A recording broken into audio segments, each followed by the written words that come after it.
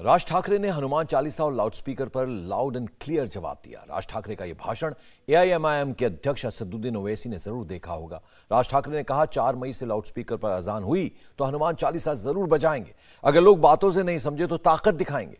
24 घंटे पहले असदुद्दीन ओवैसी ने औरंगाबाद में ही एक विवादित बयान दिया था। हनुमान चालीसा के जवाब में कुरान पढ़ने की बात कही। ओवैसी ने कुरान की बात करके बहस को नया टर्न दिया। अब राज ठाकरे के 72 घंटे के अल्टीमेटम से यह तय हो गया है कि हनुमान चालीसा का फुल सियासी चैप्टर अभी बाकी है। असदुद्दीन ओवैसी का पहला बयान। मैं देश के प्रधानमंत्री के घर के सामने जाकर सूरह यासीन पढ़ूंगा, माने कुरान में चैप्टर है। आप क्या बोलेंगे? असद भाईजान का दूसरा बयान।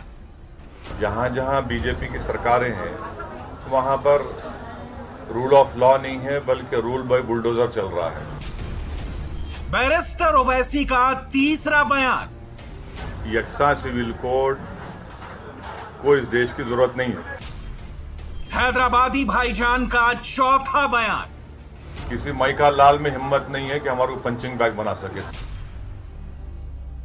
एआईएमआईएम के चीफ असदुद्दीन ओवैसी इन बयानों से कभी चैलेंज करते हैं, कभी एजेंडा बताते हैं, रूल ऑफ लॉ समझाते हैं, तो वोट बैंक संभालते हुए हनुमान चालीसा के मुद्दे को कुरान तक ले जाने की कोशिश करते हैं। आप क्या बोलेंगे? अगर मैं और इम्तियाज अली साहब ये बोल देंगे कि मैं देश के प्रधानमंत्री के घर के सामने जाकर सूरह यासीन पढ़ूंगा, माने कुरान में चैप्टर है। आप क्या बोलेंगे? बोले हम कॉल करेंगे। आप तो rapid action force, CRPF, BSF लगा के गोली चला देंगे, है ना? वो तो ठीक नहीं है। कुरान का नाम लेकर हैदराबादी भाईजान ने अपना एजेंडा क्लियर कर दिया। हनुमान चालीसा पर पूरे देश का सियासी पारा हाई है। जबरदस्त हिंदू मुसलमान चल रहा है। ओवैसी जब महाराष्ट्र के औरंगाबाद पहुंचे तो उनके सामने भी यही सवाल उठा। महाराष्ट्र से ही हनुमान चालीसा का मुद्दा पूरे देश में पहुंचा। राज ठाकरे इसी के सहारे हिंदुत्व के नए आइकॉन बनना चाहते हैं और बैरिस्टर ओवैसी ने इसी मुद्दे का जवाब देकर अपना वोट बैंक सॉलिड कर लिया। मेरे को कोई ना उनसे मोहब्बत है पॉलिटिकली, ना जिसके घर पे जा रहे थे उनसे मेरे को पॉलिटिकली मोहब्बत है। मगर अगर हर कोई ये बोलेगा कि नहीं मैं अब इम्तियाज अली घर के सामने करूंगा, तो मेरे घर के सामने क्यों आएंगे भाई आप? नहीं सर, आप तो बॉम्बे हाई कोर्ट ने भी जो ऑब्जर्वेशन किया है कि आप एक इलेक्टेड रिप्रेजेंटेटिव हैं, आप पे भी एक जिम्मेदारी है होती। आप प्रोटेस्ट करिए, प्रोटेस्ट करने से किसको कौन रोकते हैं आपको? अगर मैं और इम्तियाज अली अब एक कॉल कर देंगे कि जितने बीजेपी के नेताओं के घर है हम जाके वहां कुरान पढ़ेंगे, तो रीजनेबल नहीं है ना ये। ओवैसी खुद को पूरे मुल्क में मुसलमानों के मुद्दे उठाने वाला, मुस्लिमों की बात रखने वाला और माइनॉरिटी वोट बैंक का सबसे बड़ा लीडर मानते हैं। इनकी सियासी स्क्रिप्ट मुसलमानों को ही टारगेट करके लिखी जाती है। अक्सर इनके बयानों में आपको हिंदुत्व, हनुमान चालीसा से लेकर लाउडस्पीकर तक सारे शब्द मिल जाएंगे। अब इनकी पॉलिटिकल डिक्शनरी में नया शब्द जुड़ गया है, रूल बाय बुलडोजर। जहां जहां बीजेपी की सरकारें हैं वहां पर रूल ऑफ लॉ नहीं है बल्कि रूल बाय बुलडोजर चल रहा है।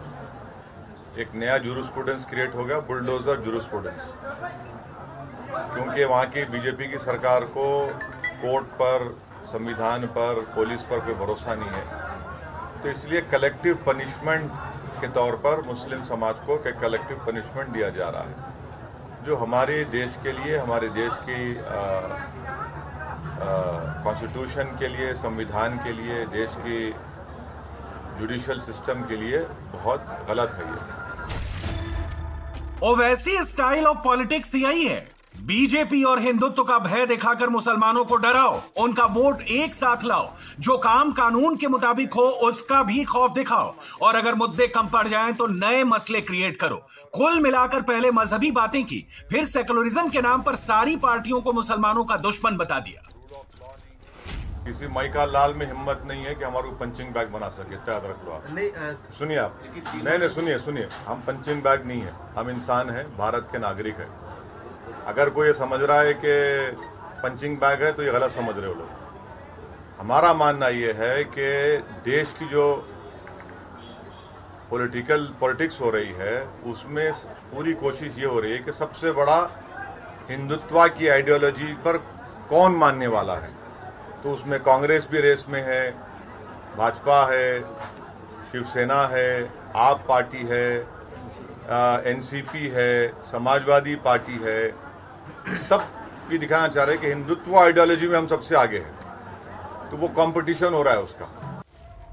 महाराष्ट्र में लाउडस्पीकर और अजान विवाद के बीच बयानबाजी फुल वॉल्यूम में हो रही है। ओवैसी ने ये सारे बयान औरंगाबाद शहर में कल दिए। ठीक 24 घंटे बाद उसी औरंगाबाद में राज ठाकरे मौजूद हैं। राज ठाकरे हिंदुत्व के नए आइकॉन बनने की कोशिश में है। शिवसेना की कुर्सी हिलती दिख रही है और ओवैसी को इसमें भी अपना फायदा दिख रहा है। इंडिया टीवी हर वक्त हर जगह डाउनलोड करने के लिए सर्च करें India TV news Google play store या ऐप